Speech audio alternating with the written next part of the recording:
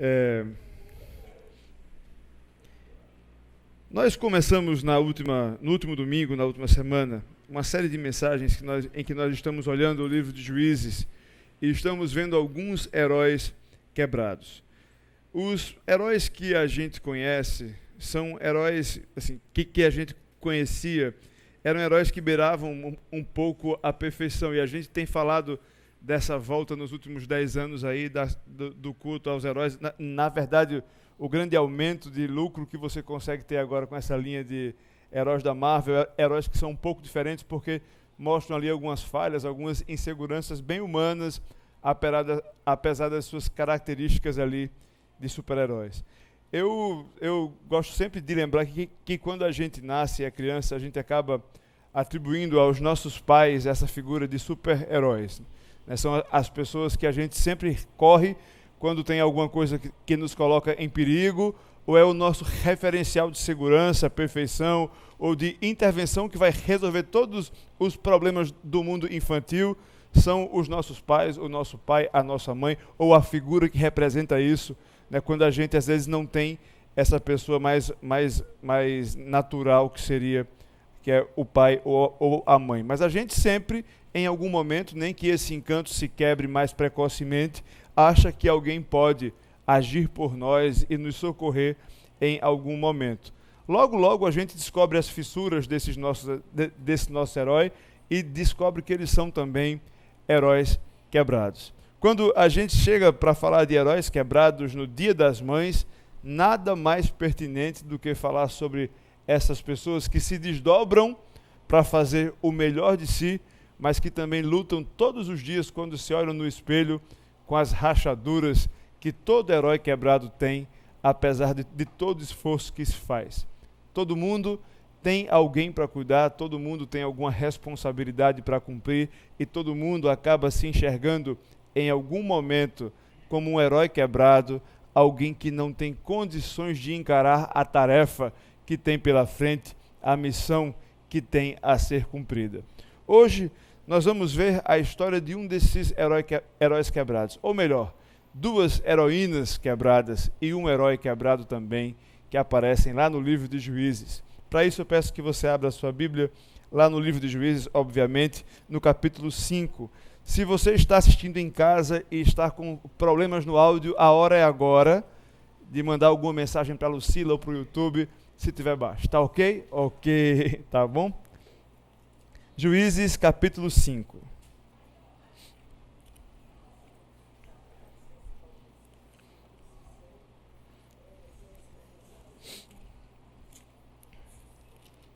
Quem tiver sem Bíblia e quiser acompanhar, basta fazer um sinal que NASA pode chegar até você com um exemplar. Juízes, capítulo 5. Que diz assim: Naquele dia, Débora e Baraque, filho de Abinoão, entoaram este cântico: Consagrem-se para a guerra os chefes de Israel, voluntariamente o povo se apresenta, louvem o Senhor. Ouçam, ó reis, governantes, escutem, cantarei ao Senhor, cantarei, comporei músicas ao Senhor, o Deus de Israel. Ó Senhor, quando saíste de Seir, quando marchaste desde os campos de Edom, a terra estremeceu, os céus gotejaram, as nuvens despejaram água, os montes tremeram perante o Senhor, o Deus do Sinai, perante o Senhor, o Deus de Israel. Nos dias de Sangar, filho de Anate, nos dias de Jael, as estradas estavam desertas, os que viajavam seguiam caminhos tortuosos. Já tinham desistido os camponeses de Israel, já tinham desistido, até que eu, Débora, me levantei. Levantou-se uma mãe em Israel. Quando escolheram novos deuses, a guerra chegou às portas, e não se via um só escudo ou lança entre 40.000 de Israel. Meu coração está com os comandantes de Israel, com os voluntários dentre o povo, louvem o Senhor. Vocês que cavalgam em brancos jumentos, que se assentam em ricos tapetes, que caminham pela estrada, considerem.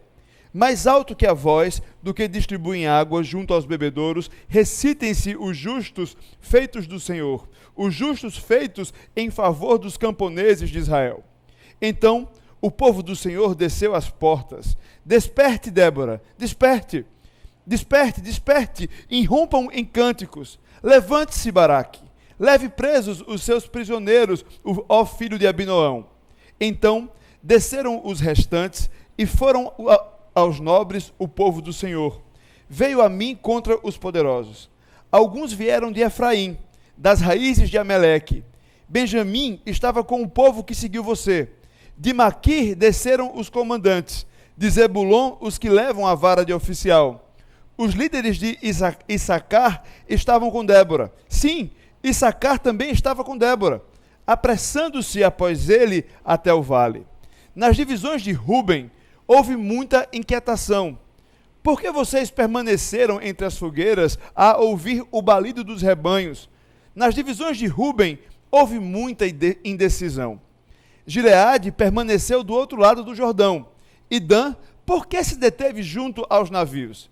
Azer permaneceu no litoral e em suas enseadas ficou. O povo de Zebulon arriscou a vida, como o fez Naftali, nas altas regiões do campo. Vieram reis e lutaram. Os reis de Canaã lutaram em Taanac, junto às águas de Megido. Mas não levaram prato alguma, despojo algum. Depois, desde o céu, lutaram as estrelas, desde as suas órbitas, lutaram contra Cícera. O rio Quizon os levou, o antigo rio, o rio Quizon. Avante, minha alma, seja forte.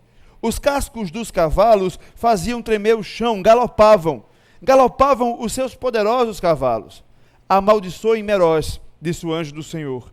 Amaldiçoem seu povo, pois não vieram ajudar o Senhor contra os poderosos.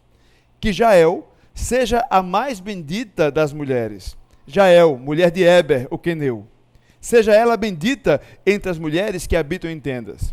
Ele pediu água e ela lhe deu leite. Numa tigela digna de príncipes, trouxe coalhada. Ela estendeu a mão e apanhou a estaca da tenda, e com a mão direita, o martelo do trabalhador golpeou Cícera, esmigalhou sua cabeça, esmagou e traspassou suas têmporas. Aos seus pés, ele se curvou, caiu, e ali ficou prostrado. Aos seus pés, ele se curvou e caiu. Onde caiu, ali ficou morto. Pela janela, olhava a mãe de Cícera. Atrás da grade, ela exclamava: por que o seu carro se demora tanto? Por que custa a chegar o ruído de seus carros? As mais sábias das suas damas respondiam, e ela continuava falando consigo mesma. Estarão achando e repartindo os despojos? Uma ou duas moças para cada homem? Roupas coloridas como despojo para Cícera, roupas coloridas e bordadas, tecidos bordados para o meu pescoço, tudo isso como despojo. Assim pereceram todos os teus inimigos, ó Senhor. Mas os que te amam sejam como o sol quando se levanta na sua força. E a terra teve paz durante 40 anos. Vamos orar? Pai, nós precisamos ouvir a tua voz. Nós só conseguimos encarar este mundo se o Senhor estiver conosco, nos instruindo o caminho que nós devemos andar. Por isso te pedimos que o teu Santo Espírito nos ilumine para entender aquilo que o Senhor tem para nós hoje. Que o teu Filho Jesus seja o centro de tudo aquilo que nós vamos ver aqui. No nome dele nós oramos. Amém. Nós vimos no último domingo que o livro de Juízes é um livro bem sanguinolento. Talvez essa história que nós vamos trabalhar hoje um pouco, que nós ouvimos em forma de cântico no capítulo 5, pudesse ser chamada de Kill Bill do Antigo Testamento. É muito sangue, é muita violência. São duas mulheres que aqui estão dispostas a fazer justiça com as suas próprias mãos. Só que isso tudo acontece num contexto, dentro de um cronograma em que Israel vivia um período de transição. É um povo que há pouco tempo estava debaixo de um patriarcado. Lembra que ele era governado, era uma teocracia, ou seja, era Deus quem mandava, quem dava as leis, e o povo obedecia a essas leis. Mas quem fazia essa mediação eram os patriarcas, mediação civil. Moisés, Josué, antes disso Abraão. E depois da morte de Josué, esse povo já está conquistando uma terra que a gente chama de terra prometida, que é ali a terra de Canaã, e não conta mais com a figura desse patriarca. Josué morreu. A primeira coisa que esse povo precisava entender para continuar avançando é que Josué morre. Pessoas morrem, ciclos se fecham e as coisas precisam continuar, apesar de que épocas na nossa vida precisam ser deixadas para trás. Isso é uma coisa tão difícil de entender e de ser assimilada pelo ser humano, que o sábio de Eclesiastes precisa lembrar no capítulo 3 que há tempo para tudo debaixo do sol. Tempo para tudo debaixo do sol. E há o tempo que Josué morre e o povo precisa continuar seguindo. Só que Israel era um povo que dependia totalmente da sua liderança para viver tempos de paz. Por quê? Porque Deus havia estabelecido uma aliança com Israel, uma aliança onde Deus era completamente responsável por ela e pelo seu cumprimento, mas que exigia do seu povo responsabilidades que dariam a eles tempos de paz. Então, se o povo obedecesse à lei de Deus, se o povo obedecesse o caminho que Deus havia instruído que eles deveriam andar, eles desfrutariam de paz por causa daquela decisão.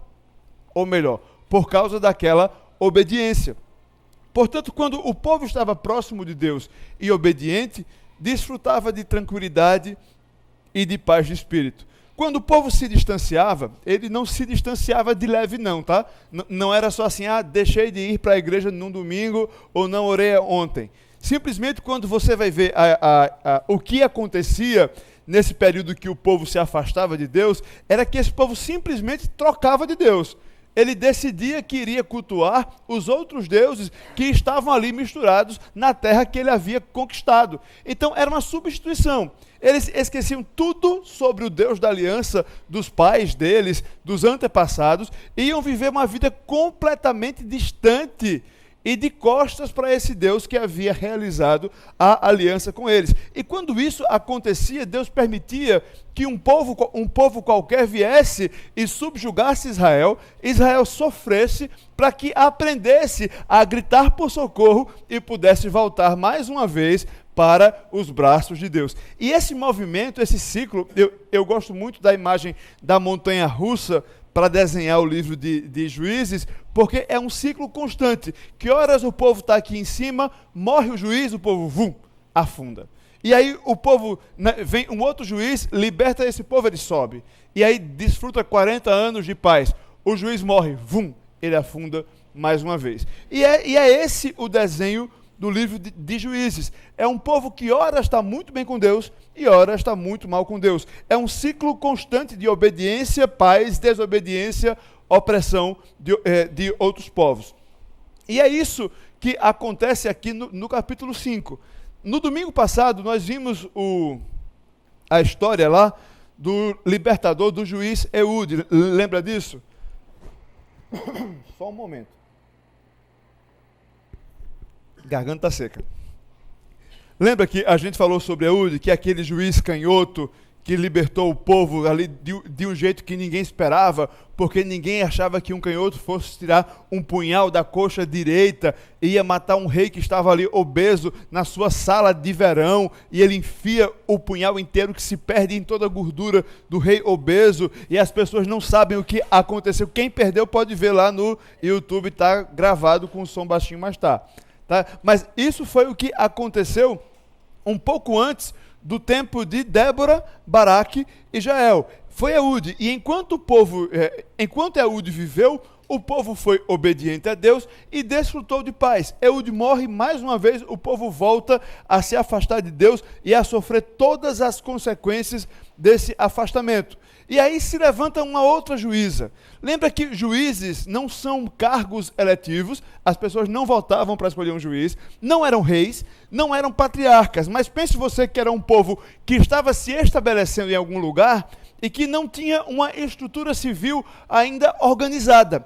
Então você não tinha como dirimir pequenas questões e grandes questões. Então, por exemplo, sabe o tênis se é cinza e branco ou rosa e verde? talvez fosse uma questão que precisasse levar para alguém decidir. A guarda de uma criança, uma herança para ser compartilhada. Se você tinha que decidir alguma coisa, ou saber o que é que Deus pensava sobre alguma coisa, você ia ouvir um juiz. E é nesse tempo em que Eude já havia morrido e que o povo tinha se afastado mais uma vez de Deus, mas sempre tem um remanescente, né? Sempre que quando você lê na Bíblia que o povo se afastou, nunca pense na totalidade das pessoas, sempre vai ter algumas poucas pessoas que são chamadas de um remanescente fiel. E nesse tempo tinha o remanescente fiel que ainda buscava as respostas de Deus debaixo de uma árvore. Então, fora da cidade, ou fora do acampamento, tinha uma tamareira grande, com uma sombra boa, que todo dia ia para ali a esposa de um homem chamado Lapidote, e ela se chamava Débora, e ela era conhecida por ser uma profetisa, e ela levava ali seu tamborete, o seu banquinho, colocava embaixo da árvore, e passava o dia de responder às dúvidas, às questões, a dizer se o vestido era rosa ou verde, resolvendo as polêmicas pequenas e grandes ali do povo de Israel. O nome dessa mulher era Débora. E Débora era uma mulher bem respeitada, bem conceituada, de boa reputação ali na sua comunidade, na sua cidade. Naquela cidade não tinha só Débora como pessoa respeitável. Provavelmente você já teria ouvido falar de Baraque, se você fosse de alguma das tribos de Israel naqueles dias. Só que o texto começa, na verdade, no capítulo 4, nós lemos o capítulo 5, que nos mostra uma perspectiva depois que tudo aconteceu. Mas é muito interessante frisar isso, tá?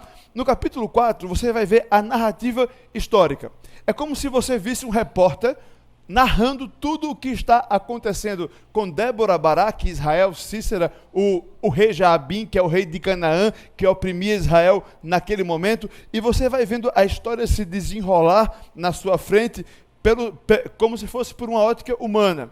Passado o capítulo 4, você vai ver o capítulo 5, que é o que nós acabamos de ler, bem longo, mas é um cântico, quase uma doutrina, uma teologia pura, sabe assim? É um tratado teológico em que Débora vai nos contar em forma de poesia o que aconteceu, mas de uma perspectiva teológica espiritual, sabe? Enquanto você vê no capítulo 4 os fatos se desenrolando, no capítulo 5 é como se você pudesse ver os bastidores.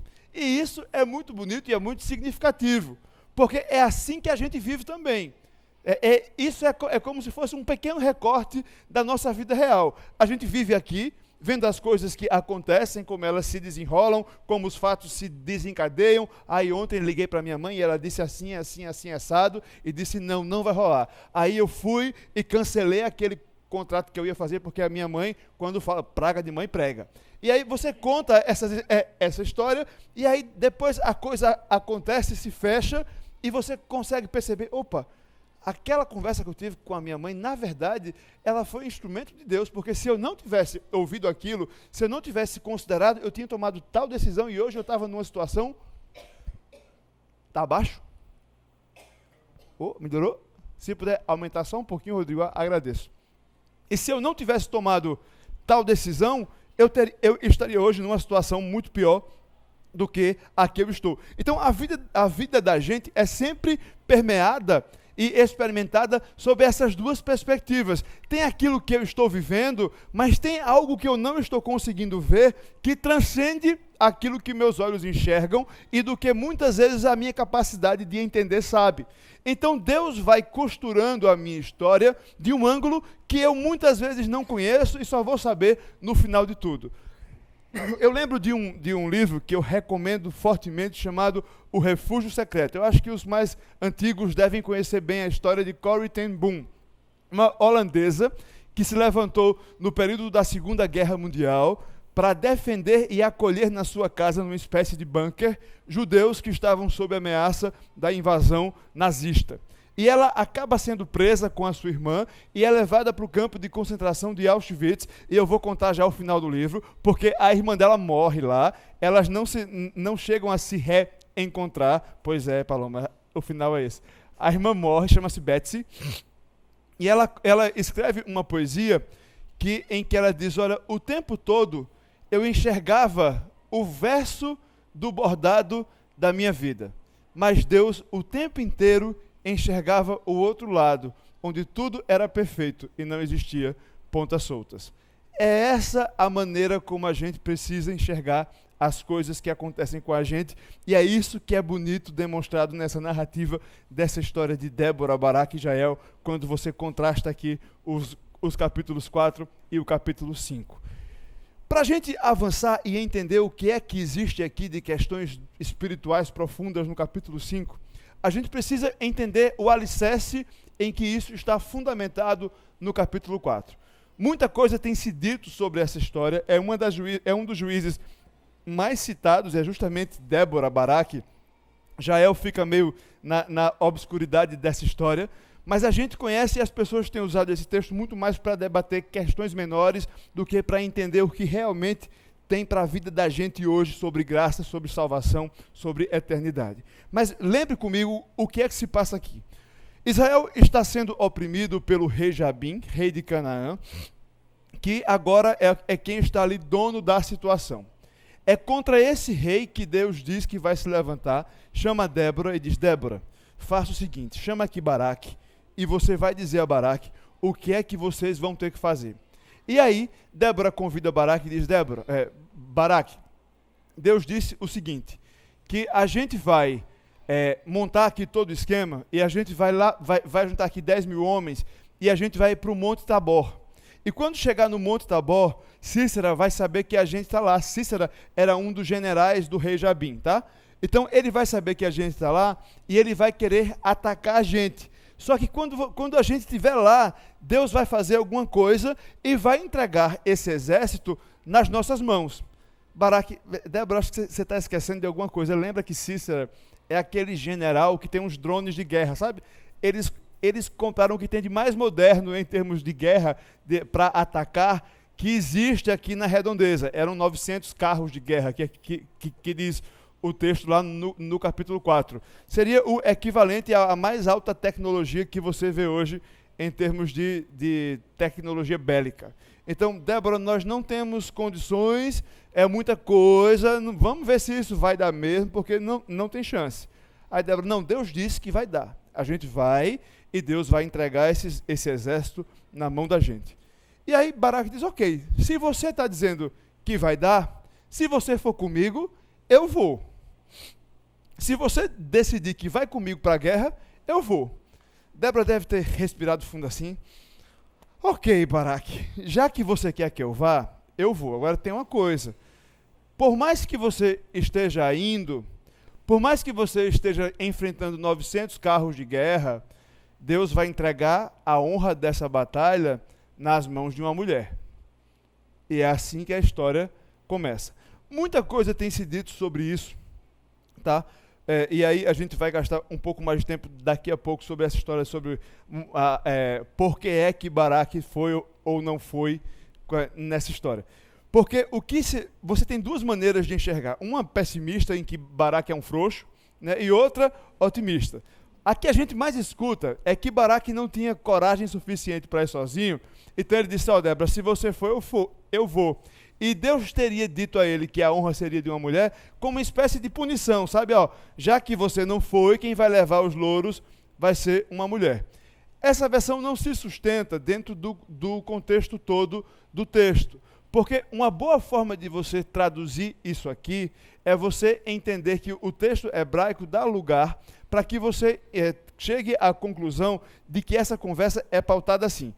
Olha, Débora, eu sei que se você for, vai ser melhor, porque eu sei que você é uma mulher honrada, temente a Deus, você conhece o Deus que você serve e você vai somar nessa batalha. E a resposta de Débora, que às vezes a gente lê em tom jocoso, na verdade seria assim, olha, Baraque, eu estou sabendo, mas saiba que você não vai levar a honra dessa batalha. Essa batalha vai ser entregue a uma mulher. Onde não existem aqui punidos e punidores porque tem coragem ou não tem coragem. Sabe? É uma relação onde alguém reconhece que outra pessoa é capaz e está apta a enfrentar a mesma batalha que ele, e que essa batalha não seria entregue nas mãos dele. Então não se trata de punição sobre o gênero de quem vai ou quem deixou de ir. Tá? Isso é a primeira consideração básica. Só que se trata de uma tensão ou de uma experiência de conhecimento de coragem e fé. Por quê? Porque aqui o foco é como se a gente estivesse mais uma vez diante de um quadro e o canhão de luz está em cima de Baraque, tá? Que é esse cara que foi chamado por Débora para atacar o exército. Ele precisa aqui lidar com os próprios medos, com as próprias angústias, os próprios sentimentos, e aqui ele precisa tomar uma atitude onde ele vai descobrir que coragem está muito intrinsecamente ligado àquilo que nós sabemos que é fé. Eu digo sempre que o contrário de coragem não é o medo, é a descrença. Você deixa de ter coragem quando você não acredita. Portanto, a coragem vem junto com aquilo que você acredita, ela anda junto com a sua fé. Então, o que esse homem é colocado aqui a refletir é, olha, a situação é difícil, não tem chance. Então, você precisa ter fé, eu tenho. Só que nesse momento eu preciso ter uma fé de acordo com a circunstância. Então, para mim, vai ser muito importante que Débora vá junto. Eu também preciso entender que essa minha fé é a despeito de todos os meus receios humanos. Ela vai de encontro, ela vai contra tudo aquilo que eu mais temo. São 900 carros de guerra, não tem chance para mim, a situação está perdida, não tem solução. Racionalmente falando, não tem jeito de eu enfrentar um exército com 900 carros de guerra com somente 10 mil homens com punhal e espada. Israel não era, na época, a potência de guerra que é hoje. Não tinha os recursos que tem hoje para atacar o povo de Canaã. Então, Baraque precisou lidar com todos os seus medos, com todos os seus sentimentos, com todas as suas angústias, antes de assumir um ato de coragem, antes de encarar o desafio que tinha diante dele. E ele só consegue assumir essa missão, só consegue ter essa coragem, porque ele encontra na fé a base para assumir essa resposta. Então ele diz, eu vou, mas eu preciso de ajuda, Débora. Eu vou, mas eu quero que você vá junto comigo. E aqui ele aprende que coragem tem muito a ver com humildade. Coragem não é a gente diz lá uma expressão no Nordeste que é dar murro em ponta de faca. Não sei se vocês usam isso aqui também.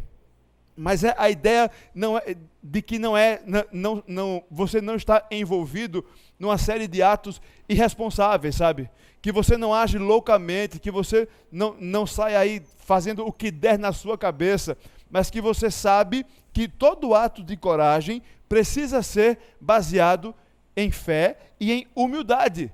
Você sabe que você não pode tudo. Você sabe que você não é um super-homem ou uma super-mulher. Você sabe as suas limitações. E é isso que prepara a gente para encarar as coisas que nós devemos fazer. Dos grandes dilemas de quem se aprofunda no conhecimento da Bíblia ou de quem procura viver uma espiritualidade autêntica é justamente saber o que é que depende de mim e o que é que depende de Deus. E aí, quando a gente vai conversar com pessoas que estão vivendo crises, e aí as pessoas abrem o coração, e boa parte delas quer saber o que é que eu tenho que fazer. Qual é o passo a passo? Qual é a solução? E eu sempre tenho aquela preocupação de, poxa vida, eu podia dar aqui um manual sobre o que fazer, mas não vai mudar nada, porque é sobre ser. Então tem algo que precisa acontecer dentro dela para poder ela fazer alguma coisa. Só que tem situações que você precisa fazer as coisas, que você não tem tempo de esperar as coisas acontecerem dentro de você para que você tome uma decisão ou uma postura. Esse princípio que você vê na atitude de Baraque com Débora ajuda a gente a entender qual seria a postura base para a gente tomar essas medidas que às vezes a gente precisa tomar. É quando a gente entende o seguinte, olha, coragem é fé. E é fé porque não depende de nada que eu tenho. Não depende de nada que eu possa fazer. Não existe capacidade nenhuma em mim. Eu vou precisar talvez de outras pessoas. eu vou precisar lidar com meus próprios medos, eu vou precisar lutar contra os meus sentimentos, mas eu não vou deixar de me arriscar e de me colocar nessa jornada, não vou deixar de me jogar nessa tarefa por conta da minha descrença. Eu vou crer em quem está me chamando a enfrentar esse exército. Então, passa pela minha humildade e a minha consciência de que eu não sou capaz, mas eu vou tomar providências e atitudes que dizem respeito às minhas próprias atitudes. Sabe, na teologia a gente chama isso de soberania divina e responsabilidade humana. Uma das coisas mais difíceis de entender, porque a Bíblia ensina para a gente as duas coisas completinhas e em profundidade. Enquanto o tempo todo Deus tem tudo em suas mãos, tudo sob controle, tudo vai se cumprir, ele diz ao mesmo tempo, olha, vocês têm um monte de coisa que vocês têm que fazer, que não pode simplesmente negligenciar e esperar que eu faça. Tem coisas que são para vocês fazerem. Então, aqui você vê essa preparação para as atitudes que vão se desenrolar a partir de então. Então, volta lá para o capítulo 5 de Juízes, vê comigo rapidamente aqui o que é que acontece nos versículos 1 a 9, eu vou ler somente o versículo 2, do capítulo 5 de Juízes. Ele diz assim, consagrem-se para a guerra os chefes de Israel, voluntariamente o povo se apresenta, louvem o Senhor. Aí lá no versículo 9, meu coração está com os comandantes de Israel, com os voluntários dentre o povo, louvem ao Senhor. Débora aqui demonstra no seu cântico que quando os líderes agem, o povo glorifica. Quando as pessoas fazem o que elas têm que fazer, as outras pessoas agradecem a Deus, louvam a Deus, porque ela cumpriu a sua responsabilidade. Aqui nós vemos um cântico que é todo construído em cima da certeza de que o povo se alegrava diante de Deus, porque os líderes desse povo decidiram tomar a atitude correta diante de Deus. Decidiram ir além de onde estavam, decidiram encarar todos os riscos, enfrentar tudo o que estava diante deles, se revestirem de coragem e de fé e atacar aquele exército. O tempo todo, se você for olhar a Bíblia inteira, você vai ver que Deus sempre celebra e chama de felizes aqueles que avançam na luta. Quem é que não lembra o epitáfio do apóstolo Paulo, quando ele escreve lá para Timóteo, combati o bom combate, terminei a corrida, guardei a fé. Viver é lutar. Viver é acordar todos os dias e saber que existe uma batalha para ser enfrentada. E eu gosto de uma música dos Móveis Coloniais de Acaju. Não sei quem conhece essa banda soturna e obscura, chamada Móveis Coloniais de Acaju. E tem uma música deles que se chama Campo de Batalha. Ele diz assim, o campo de batalha sou eu. Todos os dias eu enfrento o campo de batalha. E esse campo de batalha sou eu. Se você não sabe qual é a sua guerra ainda, se você não sabe ainda quais são os seus 900 carros de guerra, lembre de uma coisa, o primeiro inimigo que você tem é a sua própria carne, é você mesmo.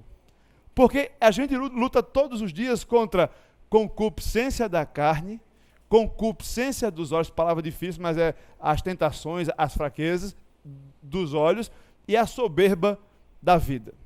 Se você ainda não venceu esses 3 drones de guerra da sua vida, você todo dia tem uma batalha para ser travada. E você precisa assumir essa batalha. Você está envolvido numa responsabilidade. Você está envolvido numa guerra. E eu não estou falando de uma guerra como tinha lá nos anos 90, aquele livro Este Mundo Tenebroso. Agora eu fui longe, acho que muitos aqui nem conhecem, mas era um cara chamado Frank E. Perret, que escreveu 2 livros. Ficção pura. Porque não é daquele tipo de guerra que eu estou falando aqui. Eu estou falando de uma guerra que se trata primeiro comigo mesmo, depois com aquilo que Deus pede que eu seja e que eu faça. E que todos os dias me envolve numa batalha onde eu mesmo sou o campo de batalha. E aqui você vê que Débora, simplesmente quando recebeu aquela mensagem, ela podia não ter feito nada. Ok, não vou me envolver, vou dizer a Baraque, vou mandar um e-mail, ele vai, recebi, está aqui, estou livre. E Baraque ouviu aquela mensagem, também poderia simplesmente ter entrado por um ouvido, saído pelo outro. O povo está até agora vivendo como está, por que é que sou eu que vou arriscar minha vida nisso aí? E você vê que, na verdade, a grande tentação que a gente vive todo dia não é somente de fazer o mal, mas grande parte das vezes e das nossas lutas, a nossa tentação passa por não fazer nada. Sabe? E aí a gente acha que está muito bem. É muito fácil você reconhecer que está errado quando você não faz o mal. Né? Eu não assaltei Nazaré, que estava ali com seu iPhone na porta da igreja, que bom. Mas quando você deixa de fazer o bem, nem todas as vezes você percebe que você se omitiu, você percebe que você pecou ou que você falhou nessa história. Portanto, você vê aqui pessoas que precisavam ir além da sua zona de conforto. E aqui existe uma peculiaridade muito séria e muito importante e muito atual. Débora era uma mulher. Isso não é uma questão menor se eu estou falando dos tempos bíblicos. Eu estou falando um tempo em que culturalmente a mulher estava num lugar onde ela não tinha os mesmos privilégios, as mesmas oportunidades, o mesmo lugar que todos os homens tinham. Então você tinha uma mulher que era chamada por Deus, mas que não tinha os mesmos direitos que os homens chamados por Deus. Algo que acontece nos dias de hoje. Muita gente olha para o texto de Débora para dizer, olha, a mulher pode fazer tudo o que o homem faz. É verdade, a mulher recebe todos os dons que o homem recebe, totalmente iguais diante de Deus. Tudo aquilo que um homem recebe, uma mulher recebe. Uma mulher pode ensinar, uma mulher pode exortar, uma mulher pode aconselhar. Todos os dons que você vê no Novo Testamento, Deus dá para homens e mulheres, porque Deus não faz distinção entre pessoas de jeito nenhum, em aspecto nenhum. Porém, nos dias de Débora, era muito difícil, ou era praticamente impossível, você esperar que qualquer mulher se envolvesse numa batalha. Não era responsabilidade dela. Simplesmente não dizia respeito a ela. Não fazia parte do mundo dela. Veja que ela é apresentada como uma mulher de lapidote. Ela era uma profetisa, cumpria ali o seu papel, todo dia dava expediente debaixo da árvore, cara crachá, ok, pode ir. Ela podia passar o resto da vida dela naquela mesma vidinha. Só que aí, no cântico que ela escreve no capítulo 5, ela diz, olha, Deus despertou uma mãe para Israel. E ela usa uma frase poética muito bonita, desperta, Débora, desperta. Faz alguma coisa, se mexe. Não fica somente na sua zona de conforto, você pode tomar uma atitude. E ela se levanta como mãe de uma nação, como alguém que está ali para proteger, libertar, para salvar Israel naquele momento. E é nesse contexto que essa mulher se levanta, se desperta e assume um papel que não se esperava que ela assumisse, que não era responsabilidade dela.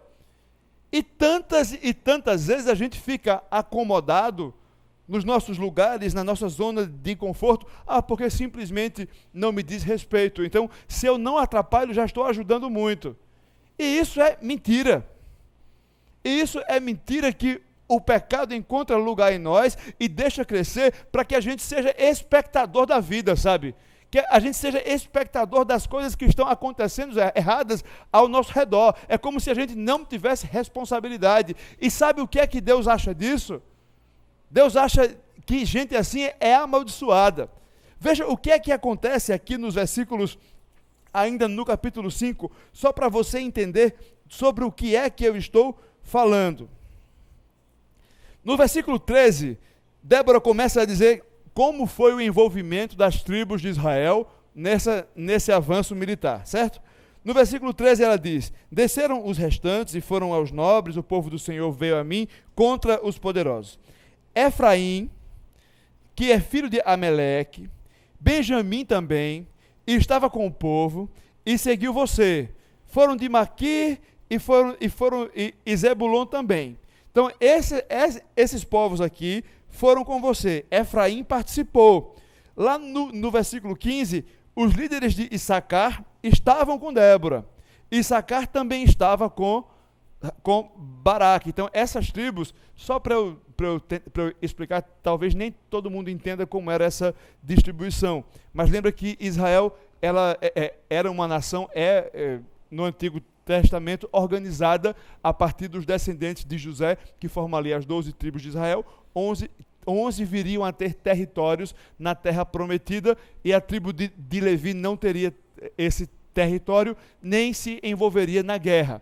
Mas as outras tribos deveriam se ajudar para conquistarem os territórios que estavam em fase de conquista quando o livro de Juízes vem a acontecer. Por isso que quando Baraque vai para a guerra, ele espera que as outras tribos se envolvam.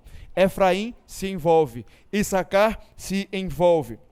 No versículo 18, você vê que Zebulon também. Zebulon arriscou a vida, como fez Naftali também, nas altas regiões do campo. Todo mundo aqui é aplaudido porque se arriscou, teve coragem, teve ato de fé, foi para o campo de batalha junto com Débora e com Baraque. Só que vê o que é que acontece no versículo 17. Gileade permaneceu do outro lado do Jordão. E Dan, por que se deteve junto aos navios?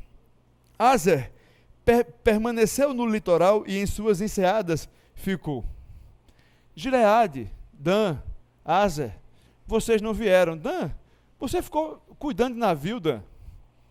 Todo mundo desceu para a guerra, todo mundo se arriscou, mas vocês, por que é que vocês não vieram para o campo de batalha? Tem muita gente que está encostado no navio quando devia estar no campo de batalha.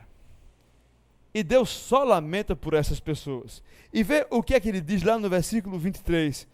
Amaldiçoem Meroz, disse o anjo do Senhor.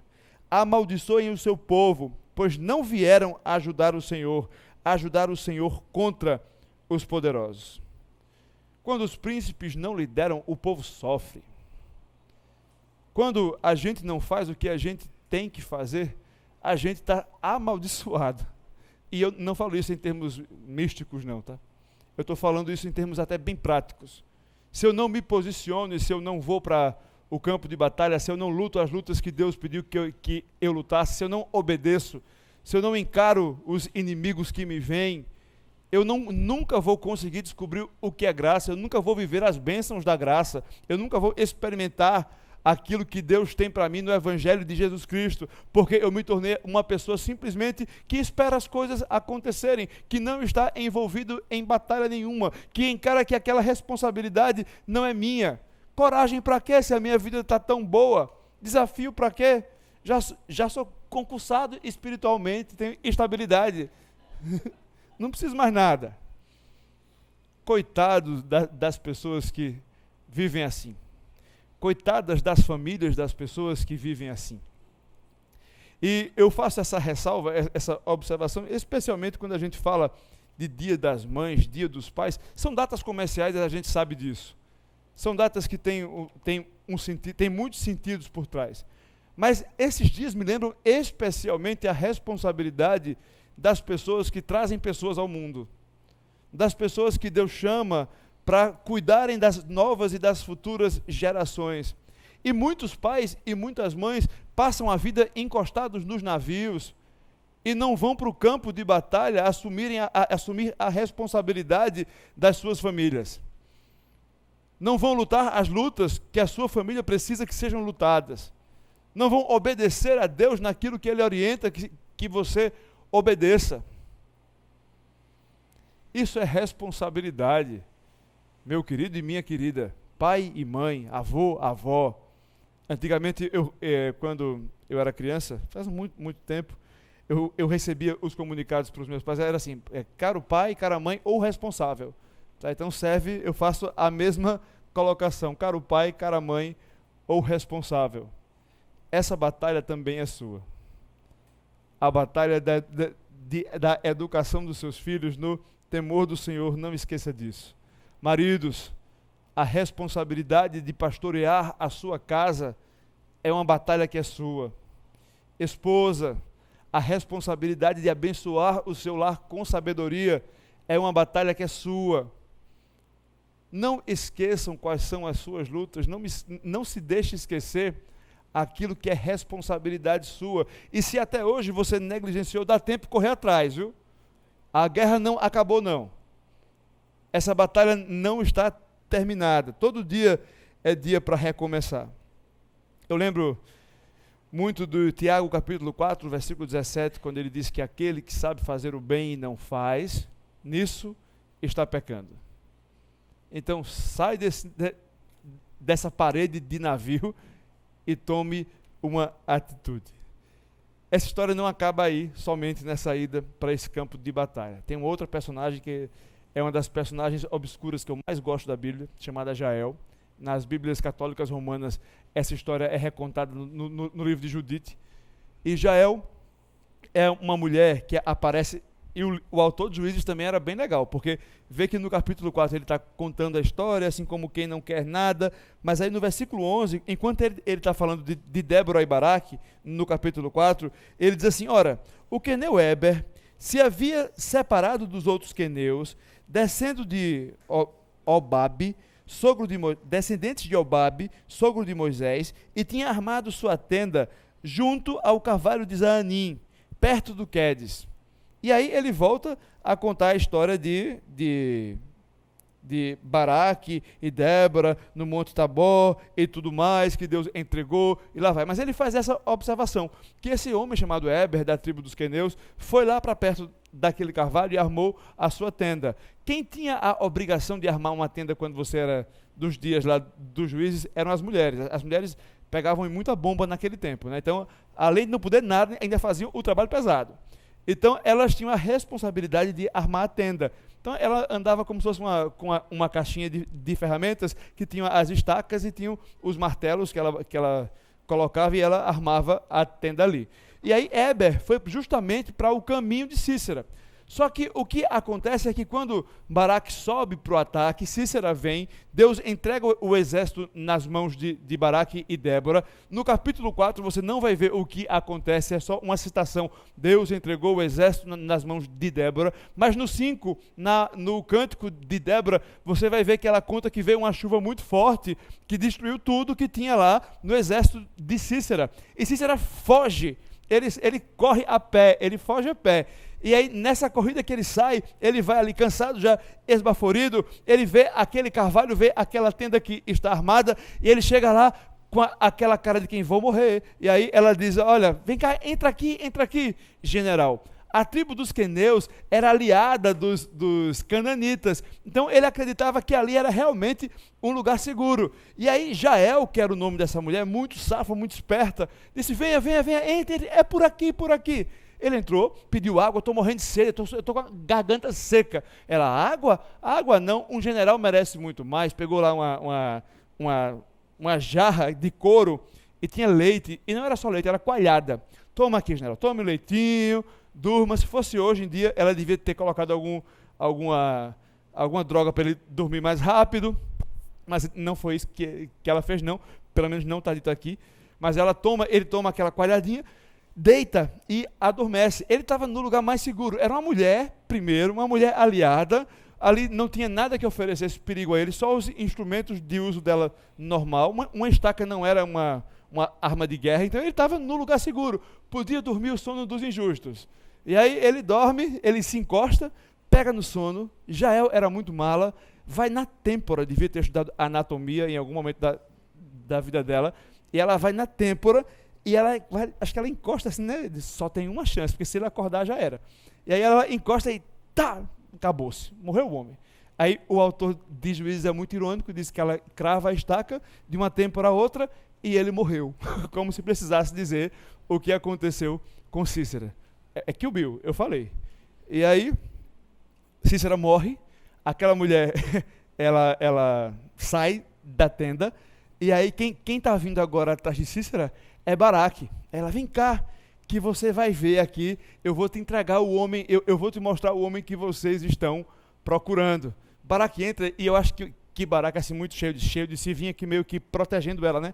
Ok, cadê ele? E aí quando ele vê, o Sísera está morto assim, no chão, Jael já deu jeito, já resolveu o que tinha que resolver, e aí a história conta que Baraque volta para o campo de batalha, a guerra continua e eles dominam ali os cananitas e o povo encontra paz por mais 40 anos, porque passa por mais um reavivamento, por mais uma série de arrependimento. Mas Deus entregou aquela batalha nas mãos de uma mulher, como tinha sido prometido.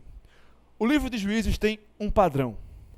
Deus está constantemente entregando os piores tiranos da história, os mais cruéis, das maneiras mais insólitas e inesperadas que você podia imaginar, nas mãos das pessoas mais frágeis que você poderia encontrar.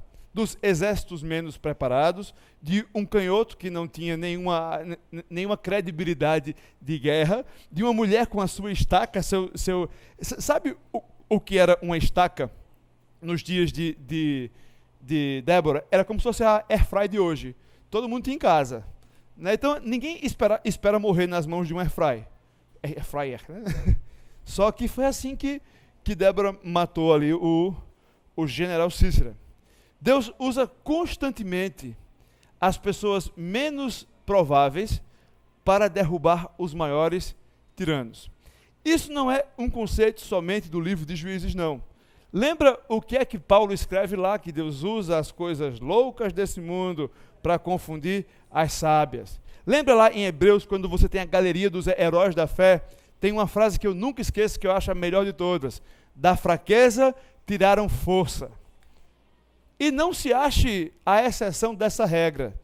Você assim é tipo Eude, tipo Débora, tipo Jael, tipo a fraqueza que tirou força. Se você está por aqui, se você entendeu o que é graça, você precisa começar se entendendo essa pessoa fraca que Deus pode usar para derrubar grandes tiranos. E eu não estou falando só dessa guerra que é a guerra civil, a guerra contra inimigos que são personificados. Eu estou falando de todo tipo de batalha, aquela que começa dentro da gente, aquela que começa na nossa família, aquela que é social, aquela que tem a ver com as nossas responsabilidades como sociedade, que a gente não deve lavar as mãos, é falar em nome dos pobres, é falar em nome dos menos privilegiados, é fazer alguma coisa em relação a isso. Isso tudo tem a ver com as nossas responsabilidades, que pessoas fracas, que só têm uma estaca, precisam se envolver. Porque é contra esses grandes tiranos que Deus quer usar o seu povo, usar a mim e usar a você. E eu acho muito massa a Bíblia, porque ela tem umas coisas assim que só ela tem. Então vê como é que acontece aqui. O ponto que eu quero provar é que Deus faz o seu trabalho no mundo por meio da nossa disponibilidade e não por meio da nossa capacidade, certo? Então veja o que é que acontece aqui, lá em Juízes ainda no capítulo 5, no versículo 24. Ele diz assim: que Jael, ou melhor, Débora diz assim: que Jael seja a mais bendita das mulheres. Jael, mulher de Éber, o queneu, seja ela bendita entre as mulheres que habitam em tendas. Isso lembra você alguém? Lucas capítulo 1, versículo 28.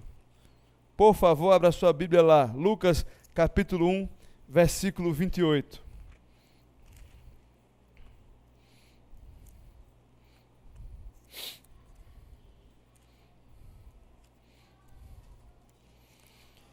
Que diz assim: o anjo, aproximando-se dela, disse: alegre-se, agraciada, o Senhor está com você.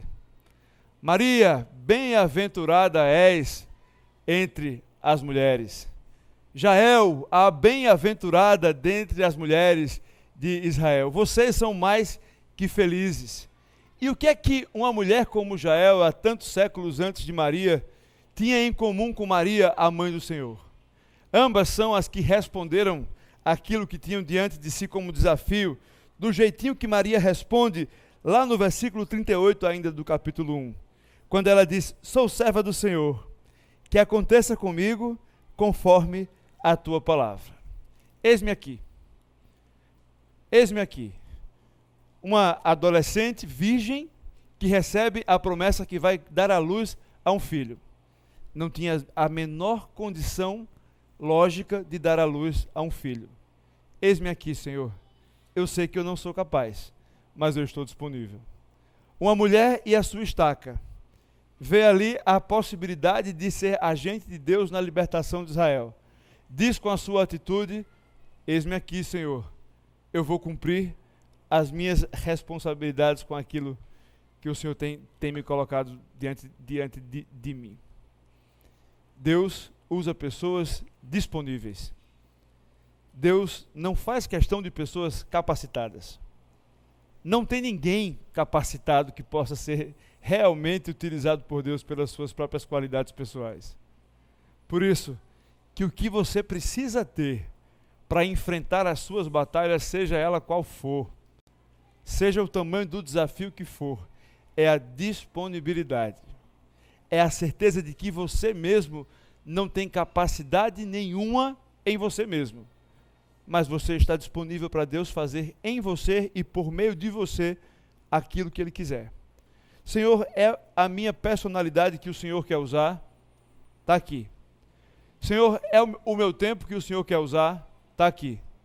Senhor, é meu talento que o Senhor quer usar? Está aqui.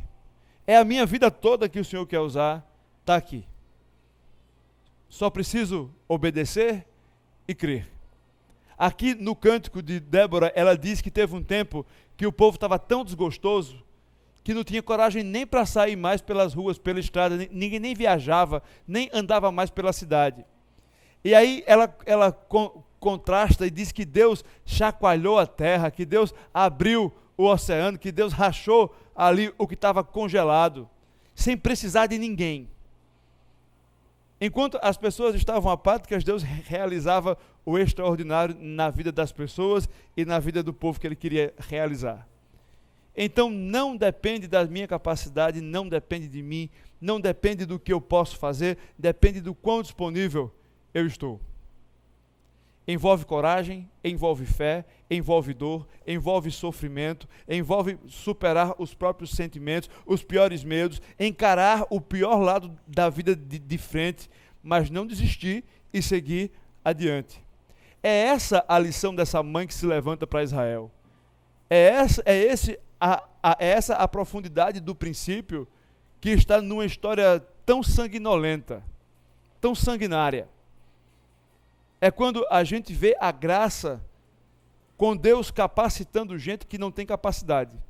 Deus fazendo coisas por meio de gente que você não daria nada por elas. Deus fazendo coisas por meu intermédio e pelo seu intermédio. E sabe quando é que isso vai acabar? Quando vier o perfeito. Quando vier o verdadeiro libertador, o verdadeiro juiz, para quem todas essas figuras do livro de Juízes apontam. Débora, contudo, era falha, humana e imperfeita. Baraque, apesar de tanta coragem, também era falho, humano e imperfeito. Jael, apesar de tanta disposição, quebrou 2 dos mandamentos, mentiu e matou. Os fins não justificam os meios. É tão pecadora quanto eu e você. Mas Deus promete que a sua justiça será feita e completamente reparadora. O final do cântico é cruel, mas é alentador. Mostra a mãe de Cícera na janela esperando seu filho voltar. E ela especula, será que meu filho está pegando mais despojos? Será que ele está estuprando mais mulheres israelitas? E aí ela usa, no original, isso aqui é uma expressão bem pejorativa que a gente nem diz hoje. Será que está pegando cada um 2? Enquanto Deus está fazendo a sua justiça plena, e Cícera morre por intermédio de 2 mulheres. A justiça plena vai ser realizada quando Jesus finalmente governar esse mundo como Ele planejou que deveria ser. Até lá, nós somos movidos pela fé nesse libertador, pela graça que Ele nos oferece, apesar de quem a gente é, apesar de tantas limitações que a gente tem. Ele diz, vai, que a guerra é tua. Vai, que nessa luta eu estou contigo. Os inimigos vão cair na tua mão. Deus abençoe as nossas vidas e nos ajude a encarar com coragem as lutas de todo dia. Eu convido você a fechar os seus olhos, curvar a sua cabeça. Nós possamos responder a Deus aquilo que nós ouvimos.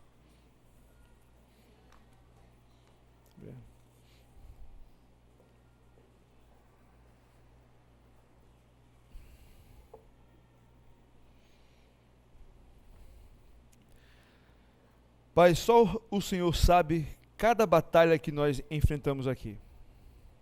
Só o Senhor sabe quais as lutas que o Senhor está chamando cada um de nós aqui a encararmos de frente.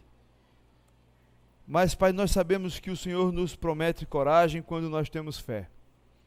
Sabemos que o Senhor é quem nos dá a força que nós precisamos para superar os medos que nós encaramos todos os dias, para encarar os piores sentimentos que um ser humano pode encarar, para encarar a certeza da morte, a adversidade diante dos nossos olhos, a falta de possibilidades humanas diante dos desafios que nós temos pela frente.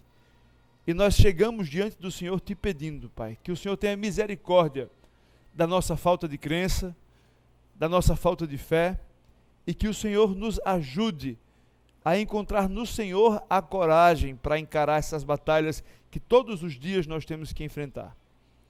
Que o Senhor possa levantar o teu povo, que o Senhor possa nos humilhar para que nós possamos encontrar a fé, que o Senhor possa ser o nosso braço forte, que o Senhor possa ser a sabedoria que precisamos, que o Senhor nos ajude, Pai, em todas as batalhas da nossa vida, que o Senhor nos ajude a não sermos omissos, que o Senhor nos ajude a tomar as medidas que o Senhor espera que nós tomemos para resolver as nossas vidas, para aproximar a nossa vida daquilo que o Senhor tem para nós.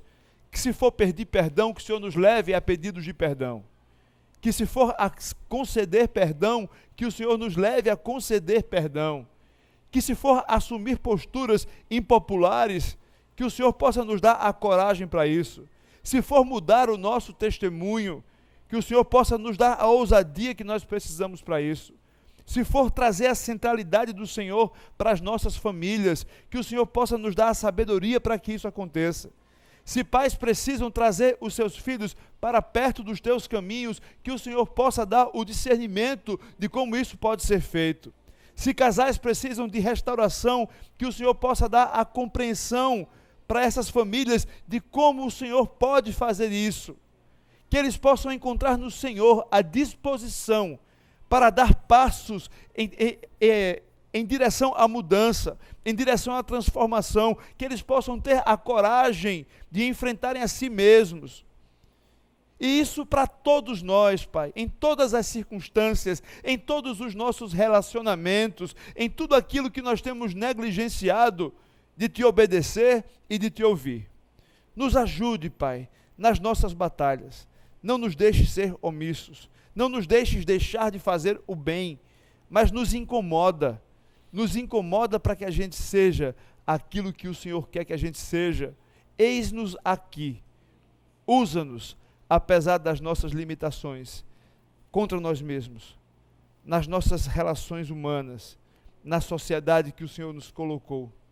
Não nos deixe ser indiferente a tudo isso, Pai. Em nome de Jesus nós